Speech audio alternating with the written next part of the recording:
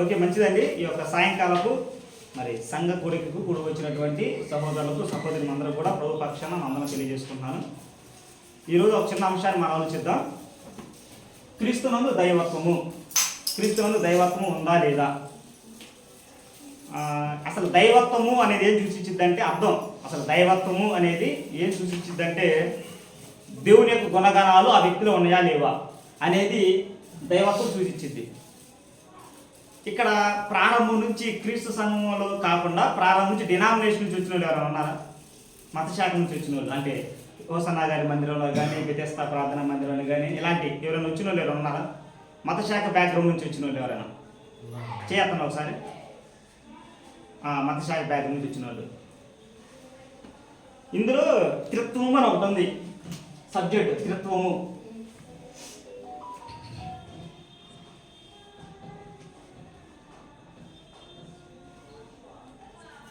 అదేంటంటే తర్వాత చెప్తాను నేను. మనం కనుక ఒక హైందవ సోదరుల దగ్గరికి వెళ్ళి లేకపోతే హిందూ సోదరుల దగ్గరికి వెళ్ళి వాళ్ళని ప్రశ్న అడిగామనుకో, మనం మీ దేవుడు ఎవరండి అని మనం ఒక ప్రశ్న అడిగామనుకో, వాళ్ళు వెంటనే ఏం చెబుతారు? మాకు 3 దేవతలు ఉన్నారని చెప్పి వాళ్ళు ఆరాధించే దేవుడి పేరు వాళ్ళు చెబుతారు. అందులో వాళ్ళు ఫిక్స్. అలానే మనం ఒక ముస్లిం సోదరుల దగ్గరికి వెళ్ళి మీరు ఆరాధించే దేవుడు ఎవరు అని చెప్పి మనం ముస్లిం సోదరులు అడిగామనుకో, వాళ్ళు ఏం చెబుతారు? అల్లాహే దేవుడు అంటారు. వాళ్ళు అతను ఫిక్స్. కానీ క్రైస్తవుల దగ్గరకు వచ్చి మీ దేవుడు అని అడిగితే కొద్దిగా రెండింటికి మధ్యలో భిన్నంగా ఉండిద్ది. మీ దేవుడు ఎవరో అని అడుగుతారు, మా దేవుడు ఒకడేని మనం చెబుతాం. అదేంటి మరి మీరు ముగ్గురు చూపిస్తూ ఉంటారు అంటారు. వాళ్ళు దైవత్వం కలిగిన వాళ్ళు అంటాం. మనం దేవుడు ఒక్కడే కానీ దైవత్వం కలిగిన వాళ్ళు ముగ్గురు అని చెబుతాం. అదేంటి ఒక్కడంటారు మళ్ళీ ముగ్గురు అంటారని మనం కూడా కొన్నిసార్లు, అంటే ఎక్కువ జ్ఞానం లేని వాళ్ళు చెప్పలేక చాలా ఇబ్బంది పడతాం. ఇదేంటి దేవుడు ఒక్కడే కదా, మరేంటి యేసుక్రీస్తు అని కొంతమంది దేవుడు అంటారు, పరిశుద్ధాత్మని దేవుడు అంటారు, తండ్రిని దేవుడు అంటారు. ఇది ఎలా, దీన్ని మనం ఎలా చెప్పగలగాలి అని చెప్పి కొద్దిగా ఎక్కువ వాక్య పరిజ్ఞానం లేని వాళ్ళు మాత్రం కొద్దిగా ఇబ్బందులు పడతారు. చాలా సింపుల్గా మనం అర్థం చేసుకుందాం. త్రిత్వం అనేది చాలా ప్రాముఖ్యమైనది బైబిల్లో సబ్జెక్ట్లో. ఎందుకంటే మన దేవుడు త్రిత్వమై ఉన్నాడు. త్రిత్వం అంటే దీన్ని కూడా ఆదికాండం చూడండి ఒకసారి. ఆదికాండం 1వ అధ్యాయం చూడండి. మొదటిది ఒకసారి.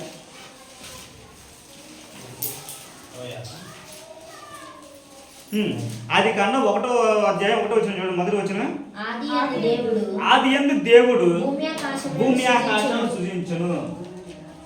ఆదియందు దేవుడు భూమి ఆకాశాలను. దేవుడు దేవుడు అనే పదానికి ఇది ఎందులో నుంచి తర్జుమా చేయబడింది? వెనక్కి పేజీ రండి. ఆదిమ హెబ్రీ భాషలో నుంచి భాషాంతరం చేయబడింది. ఆదిమ హెబ్రీ భాషలో నుంచి దేవుడు అనే కాడ హెబ్రీలు ఏముంటుంది అంటే ఎలోహిం అని ఉంటుంది. ఎలోహిం.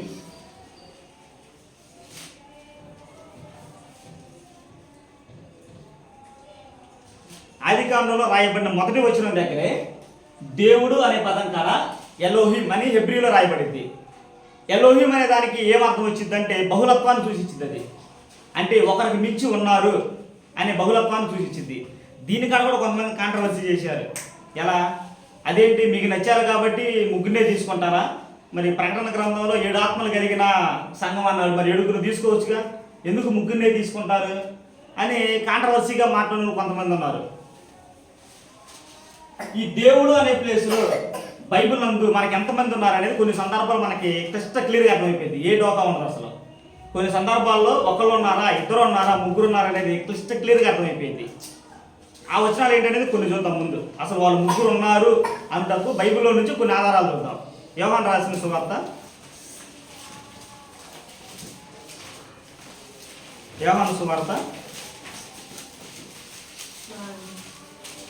యోహాను సువార్త 14వ అధ్యాయం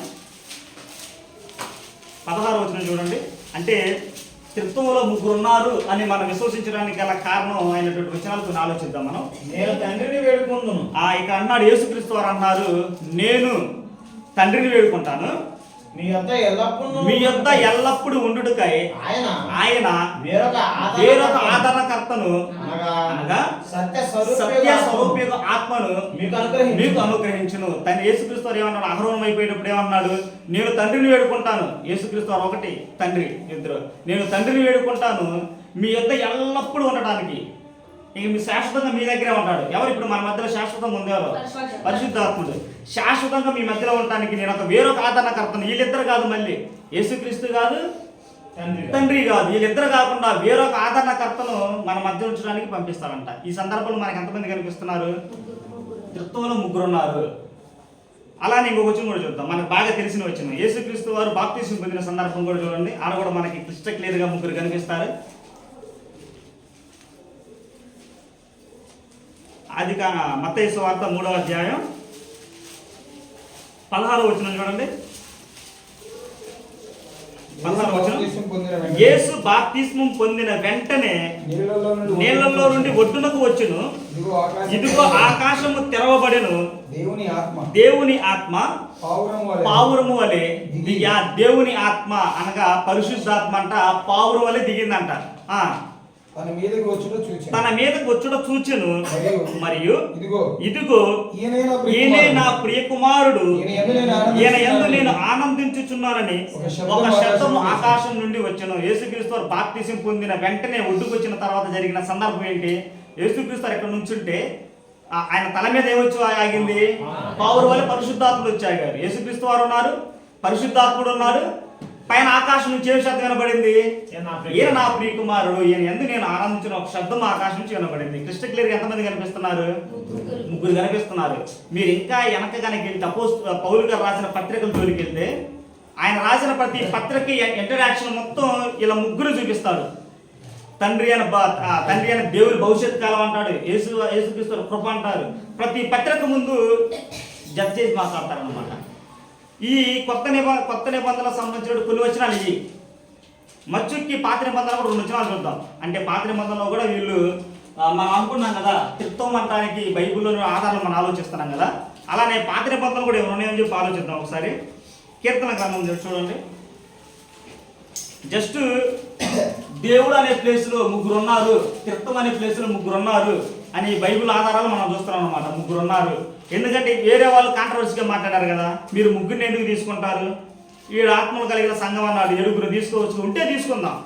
ఇదే పరిభాషలో కనుక ఇలానే కనిపిస్తే 7గురుగా 10 మంది ఉన్నా తీసుకుందాం. లేదు కదా, మనకు కనిపిస్తుంది ముగ్గురే, మనం ఆ ముగ్గురినే ఆలోచిస్తున్నాం అనమాట. ఇప్పుడు అలాంటివి కొన్ని చూద్దాం. యెషయా గ్రంథం యెషయా గ్రంథం చూడండి. యెషయా గ్రంథం 48:16 చూడండి. 16 నుంచి ఓకే. ఆది నుండి నేను రహస్యముగా మాట్లాడిన వాడను కాను, అది పుట్టిన కాలము మొదలుకొని నేను అక్కడ ఉన్నవాడను. ఇప్పుడు ప్రభువుకు యెహోవాయు ఆయన ఆత్మయు నన్ను పంపెను. ప్రభువుకు యెహోవాయు ఆయన ఆత్మయు నన్ను పంపెను. ఎవరిని పంపించారు? కాలం పరిపూర్ణప్పుడు ఎవరు వచ్చారు కిందకి? యేసు ప్రభువులు వచ్చారు అనమాట. యేసు ప్రభు వారిని నరుల పాప విషయమై బలియాగం కొరకు ఎవరు పంపించారు? తండ్రి పంపించారు, పరిశుద్ధాత్ముడు పంపించారు అనమాట. పాత నిబంధన గ్రంథంలోనే మనం ముగ్గురు చూస్తున్నాం. అలానే ఇంకొక వచ్చిన కూడా చూడండి. మలాకీ గ్రంథం. జస్ట్ ఇవి ముగ్గురు ఉన్నారు అన్నట్టు ఆధారాలు చూస్తున్నాం మనం. పాత నిబంధనలో ముగ్గురు ఉన్నారు, కొత్త నిబంధనలో ముగ్గురు ఉన్నారని ఆధారాలు చూస్తున్నాం అంతే. మలాకీ గ్రంథం 3వ అధ్యాయం 1వ వచనం చూడండి. ఇదిగో చిన్నగన్నా మలాకీ గ్రంథం మత్తయి సువార్త పక్కన ఉంటుంది చూడండి. ఇదిగో నాకు ముందుగా మార్గము సిద్ధపరచుడికై నేను నా దూతను పంపించున్నాను. ఇక్కడ రాగన్నా, ఇదిగో నాకు ముందుగా మార్గము సిద్ధపరచుడికై. మార్గం సిద్ధపరచడానికి ఎవరిని పంపించాడు? ముందు బాప్తిస్మం ఇచ్చి యోహాను గారిని పంపించాడు. ఎందుకు? మార్గం సిద్ధపరచడానికి. చదవండి నెక్స్ట్. మీరు వెతుకుచున్న ప్రభువు అనగా మీరు వెతుకుతున్న ప్రభువుని ఎక్కడ ఎదుగుతున్నారు? లేఖనాలు ఎదుగుతున్నారు, ఎదురు చూస్తున్నారు లేఖనాలు యేసుక్రీస్తు వారి గురించి. మీరు కోరు నిబంధన దూత. ఎవరు? నిబంధన దూత ఎవరు? క్రీస్తు ప్రభు. మీరు కోరు నిబంధన దూత తన ఆలయమునకు హఠాత్తుగా వచ్చును. ఇదిగో ఆయన వచ్చుచున్నాడని సైన్యములకు అధిపతికి యెహోవా సెలవిస్తున్నాడు. సైన్యములకు అధిపతికి యెహోవా సెలవిస్తున్నాడు అంటే ఏంటి? ఆయన వస్తున్నాడు అని, యేసుక్రీస్తు వారు వస్తున్నారు అని. అంటే ఇలాంటి వచనాలు ఇంకా చాలా ఉన్నాయి. బైబిల్ గ్రంథంలో, పరిశుద్ధమైన బైబిల్ గ్రంథంలో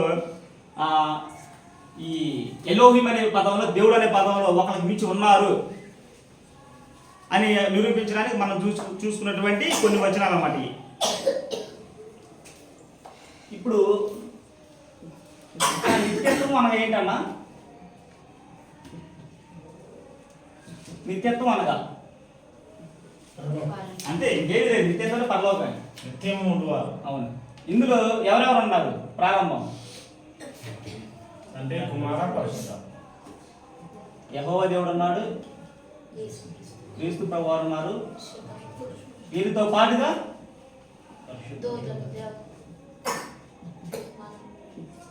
నిత్యత్వంలో యెహోవా దేవుడు ఉన్నాడు, ప్రభువైన యేసుక్రీస్తు వారు ఉన్నారు, పరిశుద్ధాత్ముడు ఉన్నారు, దేవదూతలు ఉన్నారు. ఈ దేవదూతల కాడ పని ఏంటి? నిత్యత్వంలో పరలోకంలో దేవదూతల పని ఏంటి? యెషయా గ్రంథం 6వ అధ్యాయం తీయండి. యెషయా గ్రంథం దేవదూతలకు పని ఏంటో పరలోకంలో. యెషయా గ్రంథం 6వ అధ్యాయం 3వ వచనం చూడండి. వారు సైన్యములకు అధిపతియగు యెహోవా పరిశుద్ధుడు పరిశుద్ధుడు పరిశుద్ధుడు, సర్వలోకము ఆయన మహిమతో నిండి ఉన్నదని గొప్ప స్వరముతో గాన ప్రతిగానములు చేయుచుండేది. దేవదూతలు ఆడ చేసే పని ఏంటంటే నిత్యము ఆయన్ని స్తుతిస్తా ఉంటారన్నమాట, గాన ప్రతిగానాలు చేస్తూ ఉంటారంట. ఎక్కడ? నిత్యత్వంలో. అయితే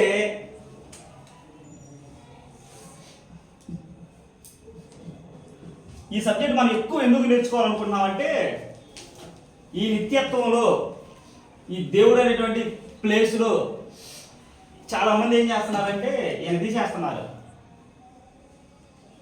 క్రీస్తు ప్రభుని తీసేస్తున్నారు, పరిశుద్ధాత్మని తీసేస్తున్నారు. అయితే పరలోకంలో నిత్యత్వంలో యేసుక్రీస్తు లేడు, పరిశుద్ధాత్ముడు లేడు అని చాలా నాకు తెలిసి నేను కొన్ని యువత యెహోవా సాక్షులు ఉన్నారు. వాళ్ళు నిత్యత్వం యేసుక్రీస్తున్నారని నమ్మరు, వాళ్ళు అసలు వాళ్ళు దేవుడే నమ్మరు, యెహోవా సాక్షులు. తర్వాత సెవెంత్ డే వాళ్ళు కూడా నమ్మరు. సెవెంత్ డే కూడా యేసుక్రీస్తు వారి నిత్యత్వం ఉన్నారని నమ్మరు. యేసుక్రీస్తు వారిని కుమారుడుగానే అంటారు కానీ దేవుడు అని అంగీకరించరు వాళ్ళు. తర్వాత బెన్హం సిద్ధాంతం విన్నారా మీరు? యూట్యూబ్లో చాలా చోట్ల దొరుకుతుంది మీకు. బెన్హమ్స్ థియరీ అంటారు. బెన్హం అతను కూడా అంతే, సేమ్ నిత్యత్వంలో తండ్రి ఒక్కడే ఉన్నాడు, యేసుక్రీస్తు లేడు, పరిశుద్ధాత్మ లేడు అని చెప్పేసి వాళ్ళ బోధ మొత్తం అదే అనమాట, బెన్హం గారిది. తర్వాత ఇంకొకరు వచ్చేసరికి గతికవాదులు ఉన్నారు, గతికవాద సిద్ధాంతం. వాళ్ళు కూడా నిత్యత్వంలో యేసుక్రీస్తు పరిశుద్ధాత్మ లేడని విశ్వసిస్తారు వాళ్ళు కూడా. ఇంకొకళ్ళు నేను అన్నది ప్రారంభం మతశాఖ నుంచి బ్యాక్గ్రౌండ్ నుంచి ఎవరైనా వచ్చారని, వాళ్ళే నేను కూడా ఇంచుమించు అందులో నుంచి వచ్చినండి, ప్రారంభం నుంచి క్రీస్తాంగం కాదు. మా పాస్టర్ గారు మాకు ఎలా నేర్పించారంటే ఈ త్రిత్వం అనే సబ్జెక్ట్ని, ఒకే దేవుడు పాత నిబంధనలోనేమో తండ్రిగా ఉన్నాడు, కొత్త నిబంధనలోనేమో కుమారుడుగా వచ్చాడు, తర్వాత ఇప్పుడేమో కృపాకాలంలో పరిశుద్ధాత్ముడుగా ఉన్నాడు. ఒక ఆయనే ముగ్గురు పాత్రలుగా పూజించాడని నేను విన్నటువంటి సువార్తకి నాకు చెప్పినట్టు విధానం. చాలామంది అందులోనే ఉన్నారు, కొంతమంది రియలైజే బయటకు వచ్చారు. ఇప్పుడు కొన్ని సంఘాలు మాత్రం లేదు ముగ్గురు ఉన్నారు, ఒక ఆయన ముగ్గురులాగా రాలేదని చెప్పి ఇప్పుడు కొంతమంది మార్చుకున్నారు. కానీ మనం 2015, 16 వెనక్కి వెళ్తే చాలా డినామినేషన్ మొత్తం కూడా దాని మీదే బేస్ అయి ఉంటాయి. ఒకే అతను దేవుడిగా పిలువబడుతున్నటువంటి ఒక్క అతనే ఆయనే తండ్రిగా ఉన్నాడు, ఆయనే కుమారుడుగా వచ్చాడు, ఆయనే పరిశుద్ధాత్ముడుగా ఉన్నాడు అని మతశాఖల వాళ్ళు విశ్వసిస్తారన్నమాట. కాబట్టి కొద్ది క్షుణ్ణంగా లేఖనాలను దగ్గర పెట్టుకొని కనుక మనం ఆలోచిస్తే నిత్యత్వంలో ఈ తండ్రి ఉన్నాడు, క్రీస్తు ప్రభు ఉన్నారు, పరిశుద్ధాత్ముడు. వీళ్ళు ఒకళ్ళు చేసిన వాళ్ళు ఏం కాదు. మన ఈయన ఏమంటారంటే సుందరరావు గారు ఏమంటారంటే ఒక సందర్భంలో ఎలా ఉంటాడంటే ఆయన ఇప్పుడు కుమారుడే ఇక్కడ కుమారుడే అంటాడు. అదొక్కటే సమస్య. సుందరరావు గారి దగ్గర ఆయన దేవుడిని విశ్వసిస్తాలే కానీ భూమి మీద దేవుని కుమారుడుగా పిలువబడ్డాడు. అలానే పరలోకంలో కూడా నిత్యత్వంలో కూడా యెహోవా యేసుక్రీస్తుని కన్నాడు అంటాడు. అంటే కుమారుడు అనే విశ్వసిస్తాడు కానీ ఆయన ఉనికి కలిగినాడు కాదు అంటాడు. కాబట్టి యేసుక్రీస్తు వారు కూడా నిత్యత్వంలో ఆయన ప్రధానుడే, ఆయన ఒకరి చేత కలిగించిన వాడు కాదు, ఆయనగా ఉన్నవాడు, ఆయన స్వయంభవుడు, ఆయన నిత్యుడు. వీరు ముగ్గురు కూడా నిత్యులు. యేసుక్రీస్తు వారు, ఎందుకంటే మనం ఎక్కువ యేసుక్రీస్తు వారి గురించి మాట్లాడుతున్నారు రోజు. యేసుక్రీస్తు వారు ఒకరు కలిగి చేసిన వ్యక్తి ఏం కాదు, ప్రారంభం నుంచి ఆయన ఉన్నవాడు. తండ్రి ఎలాగున్నాడో కుమారుడు అలాగే ఉన్నాడు, వీళ్ళిద్దరు ఎలాగున్నారో పరిశుద్ధాత్ముడు కూడా అలానే ఉన్నాడు అని బైబిల్ వచనాల్లో మనం చూద్దాం. బయటికి వెళ్ళొద్దు, జస్ట్ బైబిల్ వచనాల్లోనే యేసుక్రీస్తు వారు నిత్యత్వం నుంచి ఉన్నాడు, ఒకళ్ళ చేత కలిగించబడిన వ్యక్తి కాదు అనేటువంటి ఆలోచన మనం చేద్దాం. ఇప్పుడు ఈసారి ఈ ఒక 4-5 వచనాలే, ఇవి కూడా మనం చాలాసార్లు ఎక్కువగా మనం తరచుగా చూసినటువంటి వచనాలు, ఇవన్నీ కూడా కొత్త వచనాలేం కాదు, మనకి ఎప్పుడు తెలిసిన వచనం. ఎఫ్ఎస్సీకి రాసిన పత్రిక, ఎఫ్ఎస్సీ యేసుక్రీస్తు వారి నిత్యత్వాన్ని సూచించేటువంటి కొన్ని వచనాలు.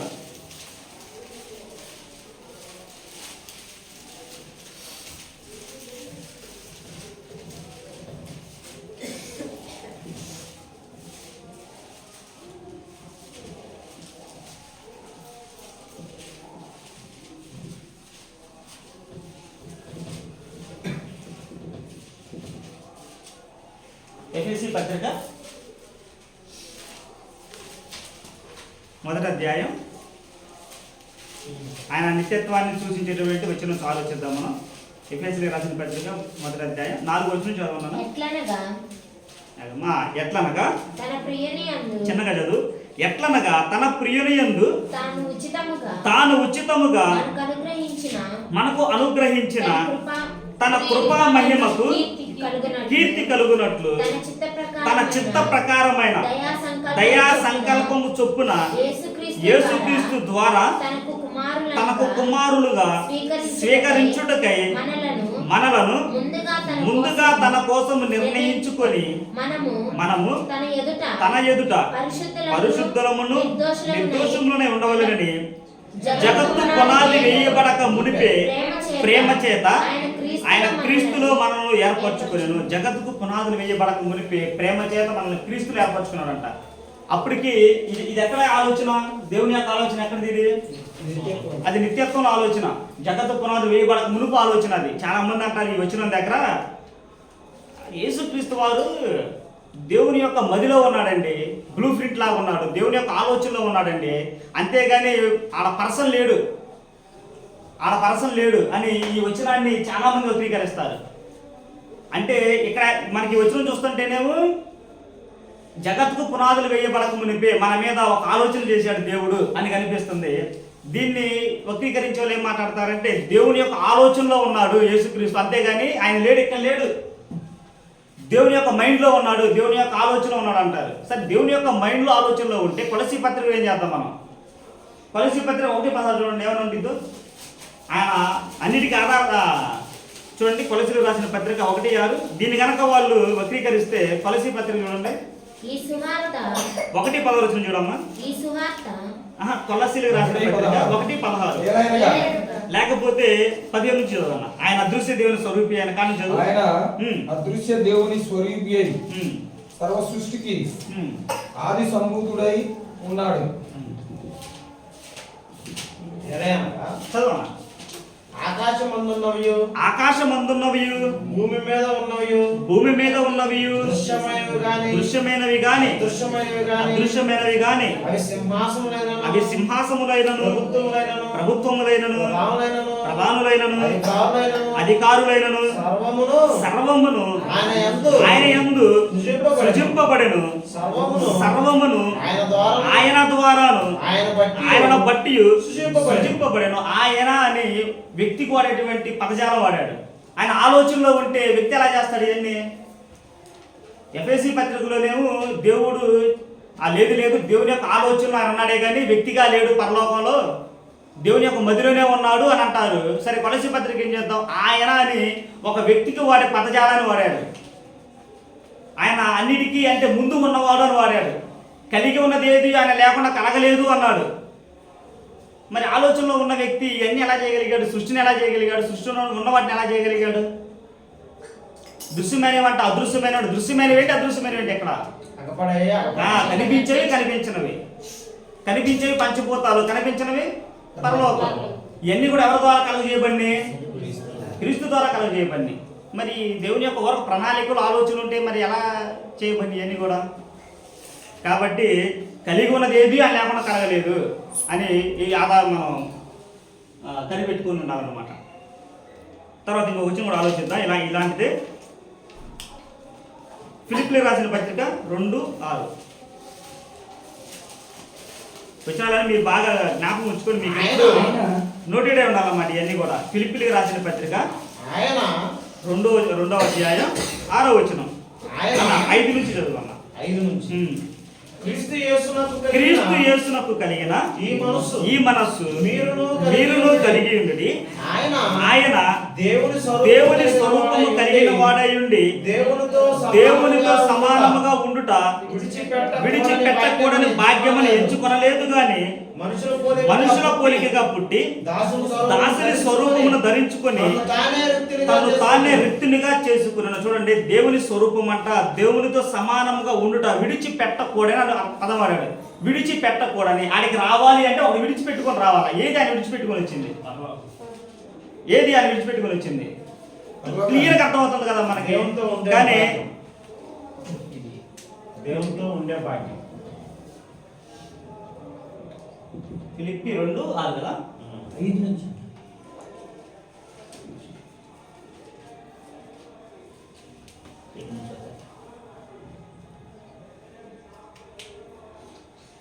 నిత్యత్వంలో ఉన్నటువంటి పరలోకంలో ఉన్నటువంటి యేసుక్రీస్తు ప్రభు వారంట ఆయన నిర్మించుకున్నటువంటి ఒక సంకల్పాన్ని బట్టి ప్రజలు విమోచించాలి, ప్రజలు రక్షించాలి అని దేవుడు చేసిన సంకల్పాన్ని బట్టి ఆయన ఏ స్థితిని విడిచిపెట్టుకొని వచ్చాడు? నిత్యత్వంలో ఆయనకు ఉన్నటువంటి దేవుడితో సమానమైన స్థితిని విడిచిపెట్టుకొని భూలోకానికి రావడం జరిగింది. కాబట్టి ఈ సందర్భంలో మనకి ఫిలిప్పీలకు రాసిన పత్రికలో క్రీస్తు నిత్యత్వంలో ఉన్నాడు అని మనకు అనిపిస్తుందా, లేకపోతే ఆ ఆలోచన ఉన్నాడు అనుకుంటున్నాం మనం కూడా? అనిపిస్తుంది. తర్వాత ఇంకో వచనం కూడా చూద్దాం అలాంటిది. తీతు రాసిన పత్రిక ఇవన్నీ కూడా జస్ట్ యేసుక్రీస్తు నిత్యత్వంలో ఉన్నాడు, దేవునితో సమానంగా ఉన్నాడు. యేసుక్రీస్తు ప్రభువులో దేవుడే, ఆయన దేవుని కుమారుడు కాదు. దేవుని కుమారుడు ఎప్పుడు అవుతాడు? మనుషుల పోలికలో పుట్టినప్పుడు దేవుని కుమారుడు అవుతాడు. అంతకుముందు దేవుని కుమారుడా? కాదు, దేవునితో సమానుడు. దేవుడు ఎప్పుడు దేవుని కుమారుడు అవుతాడు? ఆయన శరీరధారిగా భూమి మీదకి వచ్చినప్పుడు దేవుని కుమారుడు అవుతాడు. దానికి బెస్ట్ ఎగ్జాంపుల్ చెప్పాలంటే మనం మత్తయి సువార్త 22 అధ్యాయంలో ఒక సందర్భం జరుగుతూ ఉంటుంది. క్రీస్తుని మీరు ఎవరైనా విశ్వసిస్తున్నారు అన్నప్పుడు చూడండి, ఆ మాట భలే ఉంటుంది. దీని బెస్ట్ ఎగ్జాంపుల్ మత్తయి సువార్త 22 అధ్యాయం చూడండి. 22:44 వచనం.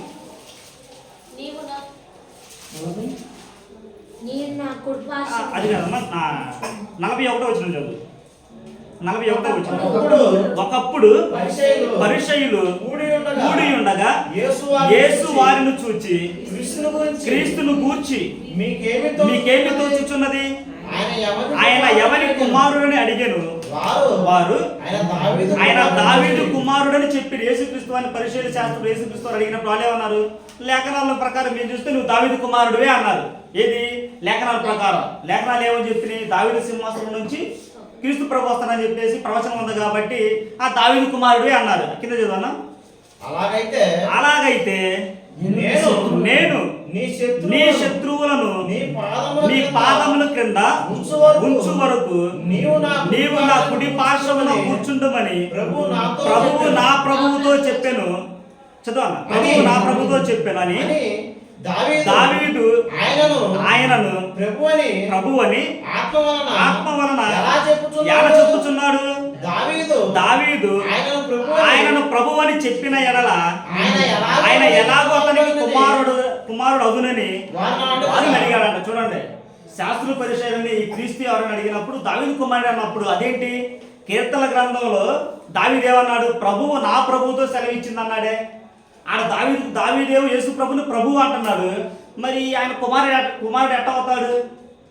దావీదు గారు అని పిలిచాడు యేసుక్రీస్తు వారిని. కీర్తన మన వెనక్కి వెళ్తే ప్రవచనం అనేది 110వ కీర్తనలోకి వెళ్తే ప్రభువు నా ప్రభువుతో సెలవిచ్చినది ఏమనగా అంటాడు. వాళ్ళు దాన్ని ఏమన్నారు? మరి దావీదు గారి అక్కడ యేసుక్రీస్తు ప్రభువు అన్నాడు.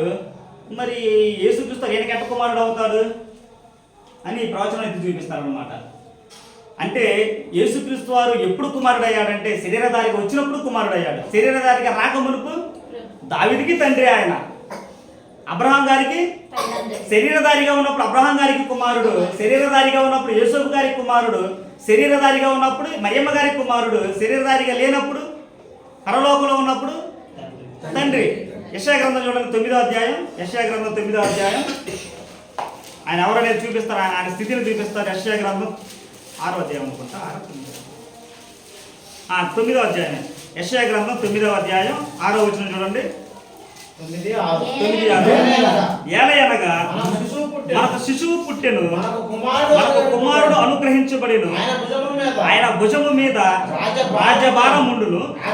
ఆశ్చర్యకరుడు, ఆలోచనకర్త, బలవంతుడైన దేవుడు, నిత్యుడకు తండ్రి, సమాధానకర్త అధిపతి అని అతనికి పేరు పెట్టబడును. నిత్యుడకు తండ్రి అంటే ఆయన ఎప్పుడు శరీరధారిగా రాకమునుపు ఆయన హోదా ఏంటి? శరీరధారిగా భూమి మీదకి రాకమునుపు దేవుడితో సమానుడు. శరీరధారిగా భూమి మీదకి రాకమునుపు హెచ్చు తగ్గులు లేనటువంటి వ్యక్తి.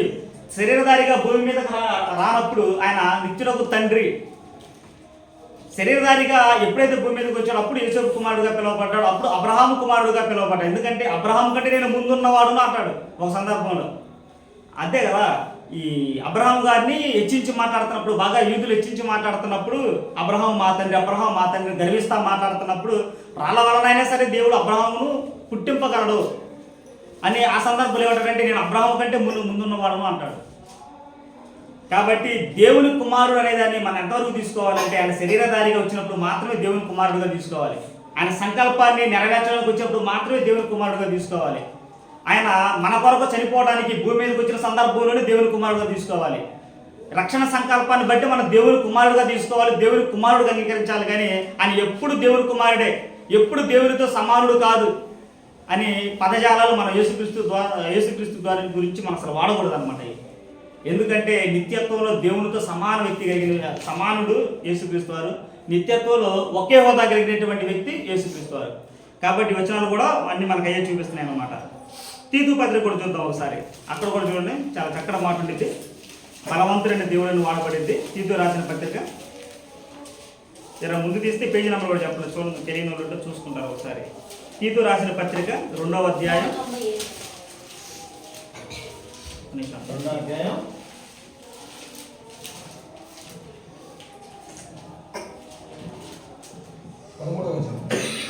తీతు పత్రిక 2వ అధ్యాయం 13వ వచనం. అనగా మహాదేవుడును మన రక్షకుడునైన యేసుక్రీస్తు మహిమ యొక్క ప్రత్యక్షత కొరకు ఎదురు చూచు. ఇక్కడ యేసుక్రీస్తు ఏమన్నా చూడండి, అనగా మహాదేవుడును మన రక్షకుడునైనా. ఇక్కడ కూడా కాంట్రవర్సీ ఏం చేశారంటే ఈ తీతు పత్రికను కూడా ఆ ఇంగ్లీష్ బైబిల్లో చూడండి, ఆడ మహాదేవుడిని వాడింది యేసుక్రీస్తు కాదు. ఆడ మధ్యలో ఇంగ్లీష్ బైబిల్లో కనుక మీరు చూస్తే అండ అని ఉండిద్ది, మధ్యలో అండ అంటే అయ్యే అర్థం వచ్చింది, మరియు అని వచ్చింది. అక్కడ యేసుక్రీస్తు మరియు దేవుడు, కాబట్టి ఆడ యేసుక్రీస్తుకి మనం బలవంతుడైన దేవుడు వాడకూడదు ఆడ అని చెప్పేసి స్పెల్లింగ్ మిస్టేక్ అని చెప్పేసి అన్నారు. సరే, ఇది స్పెల్లింగ్ మిస్టేక్ అనుకుందాం, మనకి ఎప్పుడు తరచుగా చదివేటువంటి వాక్యమే యోహాను సువార్త 1వ చూడండి. మరి అది వచనం మిస్టేక్ అంటారు దాన్ని. యోహాను సువార్త అక్కడ మరి వాక్యమే మరి తప్పు అంటారేమో, చూద్దాం దాన్ని. యోహాను సువార్త 1వ అధ్యాయం 1వ వచనం. ఆది యందు వాక్యం ఉండెను, వాక్యము దేవుని యొద్ద ఉండెను, వాక్యము దేవుడైన. ఆ వాక్యం ఎవరు? ప్రకటన గ్రంథంలో వాక్యము అను నామము ఆయనకు పెట్టబడి ఉన్నది అంటాడు. ఆ వాక్యం ఎవరు? యేసుక్రీస్తు. ఆది యందు వాక్యం ఉండెను, ఆది యందు యేసుక్రీస్తు ఉండెను. అంటే మీరు ఆ వాక్యాన్ని అక్కడ యేసుక్రీస్తు అని చదవండి, చాలా బాగుంటుంది. ఇంకా ఆది యందు యేసుక్రీస్తు ఉండెను, యేసుక్రీస్తు దేవుని యొద్ద ఉండెను, యేసుక్రీస్తు దేవుడై ఉండెను, ఆయన ఆది యందు దేవుని యొద్ద ఉండెను.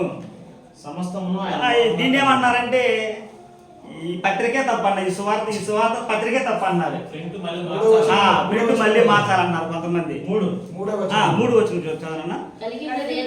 కలిగినదేదియు ఆయన లేకుండా కలగలేదు, ఆయనలో జీవం ఉండెను, ఆ జీవం మనుషులకు వెలుగై ఉండెను. ఎన్నో వచనాలు ఉన్నాయి, ఒకటి కాదు. క్రీస్తు ప్రభు దైవత్వాన్ని సూచించడం వచనాలు ఎన్నో ఉన్నాయి.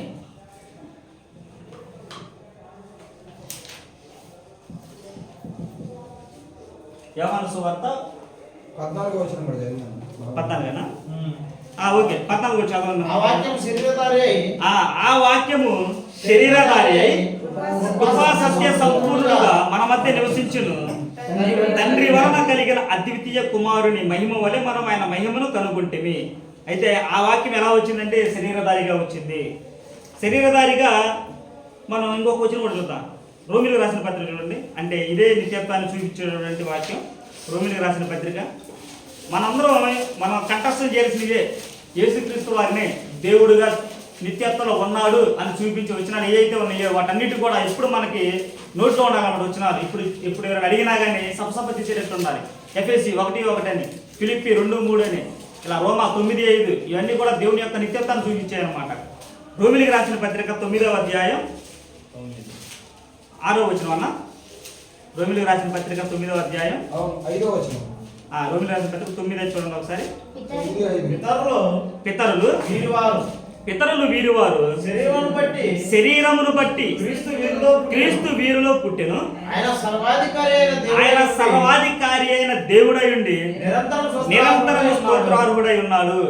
చాలు ఆమె చూడండి. ఈయన సర్వాధికారి అయిన దేవుడై ఉండి నిరంతరము స్తోత్రార్హుడై ఉన్నాడు. ఆమె చూడండి, ఇవన్నీ కూడా నిత్యత్వంలో యేసుక్రీస్తు వారు దేవుడుగా ఉన్నాడు అని సూచించడానికి వచ్చినారన్నమాట మొత్తం కూడా. మరి ఇన్ని వచ్చినాలు మనకి కళ ముందు కనిపిస్తున్నా కానీ రోమా 9:5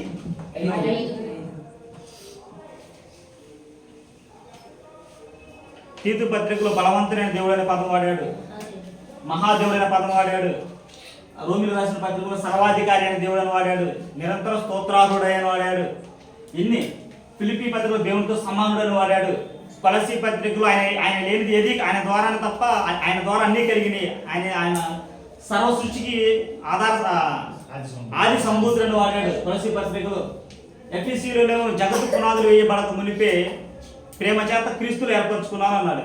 ఇన్ని వచనాలు ఇంకా చాలా ఇన్ని వచనాలు దేవుని యొక్క నిత్యత్వాన్ని సూచిస్తుంటే, దేవుని యొక్క స్థితిని యేసుక్రీస్తు వారు దేవుడి స్థానంలో ఉన్నాడు అని ఉనికిని చూపిస్తుంటే సూచిస్తుంటే చాలామంది ఏమో మరి వాళ్ళ పరిజ్ఞానంలో లేకపోతే వాళ్ళ యొక్క విశ్లేషణలో వాళ్ళకి ఏమనిపించిందో తెలియలే కానీ తెలుసుకున్న దాన్ని బట్టి మనకి ఎలా అనిపిస్తుంది. మరి ఎందుకంటే మనం ఎన్నో పరిశీలన చేసాం.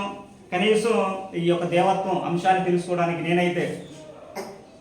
నేను బైబుల్ ఎక్కువ సాధన చేసిన అంశం ఏదైనా ఉందంటే దేవత్వం ఒకటి, సంఘం ఒకటి, రెండింటి గురించి అనేక ప్రశ్నలతో ఎంతో మంది దగ్గరికి, పెద్దోళ్ళ దగ్గరికి, చిన్నోళ్ళ దగ్గరికి, కొంతమంది మతశాఖల వాళ్ళ దగ్గరికి అడిగినప్పుడు కరెక్ట్ ఆన్సర్ వచ్చేది కాదు. క్రీస్తు సంఘంలోనే మరి మేము ఎదిగినట్టు క్రీస్తు సంఘంలోనే చాలా క్షుణ్ణంగా అర్థమయ్యే కోణంలో అర్థమయ్యే భాషా విధానంలో చాలా చక్కగా వివరించడం జరిగింది. కాబట్టి బైబిల్లో త్రిత్వం అనేది చాలా ప్రాముఖ్యమైనది. మన దేవుడు ఎవరై ఉన్నాడంటే త్రిత్వమై ఉన్నాడు. మన దేవుడు సంకల్పాన్ని బట్టి దేవుడు అనాది కాలంలో దేవుడు మన పట్ల చేసినటువంటి సంకల్పాన్ని బట్టి యేసుక్రీస్తు వారు కుమారుడిగా ఈ లోకానికి వచ్చాడే కానీ ఆయన్ని మనం కేవలం కుమారుడుగా మనం చూడకూడదు. మనం మూర్ఖులు అవుతాం. ఆయన దేవుడు ఎప్పుడు కుమారుడే. ఆయన ఇప్పుడు కుమారుడే. దీనికి కూడా ఒక పదం వాడతారు. ఆయన నిరంతరము ఏకరీతిగా ఉన్నవాడు. ఆయన ఇప్పుడు ఎలా ఉన్నాడు, అప్పుడు కూడా అంతేనా ఆయన స్థితి. పెద్ద గొప్ప లేదు. ఇంకా చాలా దారుణంగా మాట్లాడే పరిస్థితులు ఉంటాయి ఆయన గురించి, యేసుక్రీస్తు ప్రభువుల గురించి. ఆయన దగ్గర అసలు పవర్స్ ఏమి లేవు. యేసుక్రీస్తు దగ్గర ఏం పవర్స్ అనే దగ్గర మొత్తం దేవుని చిత్తం వల్లే పనులు జరిగిస్తున్నాడు, దేవుని చిత్తం వల్లే పనులు చేస్తున్నాడు. వాస్తవం చెప్పాలంటే సిలువ బలియాగంలో ఆయనకు అసలు బాధలే లేవు. ఎందుకంటే దేవుడు ఆయన బాధ కలుగు చేయాల. ఆ షకి గారు నిన్ను మాటలు యేసుక్రీస్తు వారి గురించి ఆయనతో పోతే పర్వాలా. దీన్ని విశ్వసించిన వాళ్ళు అదే మాట అంటున్నారు. మన క్రీస్తుని బైబిల్ ప్రకటించే వాళ్ళు కూడా దీన్ని విశ్వసించిన వాళ్ళు, నిత్యత్వంలో యేసుక్రీస్తు లేడు అని విశ్వసించే వాళ్ళు కూడా ఆ పదజాలం వాడుతున్నారు. కాబట్టి మనం ఇతరులకు బోధించకపోవచ్చులే కానీ మనం ఇది తెలుసుకుంటే మనం తప్పిపోకుండా ఉంటాం. యేసుక్రీస్తు ఎవరో మనకు అర్థమైంది. కాబట్టి యేసుక్రీస్తు నిత్యత్వం ఏమై ఉన్నాడు, దేవుడే అన్నాడు. సంకల్పం ఏమై ఉన్నాడు, కుమారుడే అన్నాడు. అంతేగాని ఇప్పుడు కుమారుడే అని మనం అనకూడదు అనమాట. ఆయన ఎప్పుడు కుమారుడే అని మనం అనకూడదు. నిత్యత్వంలో దేవుడుగా ఉన్నాడు, సంకల్పాన్ని బట్టి కుమారుడుగా వచ్చాడు. ఎప్పుడు వచ్చాడు అనేది గలతీయులకు రాసిన పత్రిక 3:3 చూసుకొని ముగించేద్దాం. 4:4 గలతీయులకు రాసిన పత్రిక 4:4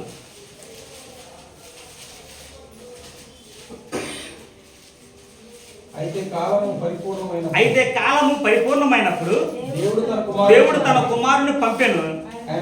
ఆయన స్త్రీ యందు పుట్టి మనము దత్తపుత్రులము కావాలని ధర్మశాస్త్రము లోబడి ఉన్న వారిని విమోచించుటకై ధర్మశాస్త్రము లోబడిన వాడాయను. అయితే కాలం పరిపూర్ణమైనప్పుడు ఈ యేసుక్రీస్తు వారు వచ్చి మనం ఇంక మత్తయి సువార్త నుంచి మనం చూసుకోవచ్చు. ఆయన కాలం పరిపూర్ణమైన యేసుక్రీస్తు వారు ఆ ప్రాంతంలో తిరిగి ఆయన చేసిన పరిచర్య కానీ, ఆయన జీవించిన విధానం కానీ, ఆయన ధర్మశాస్త్రం లోబడిన విధానం కానీ అనేది మొత్తం మనం కూడా చూసుకోవచ్చు.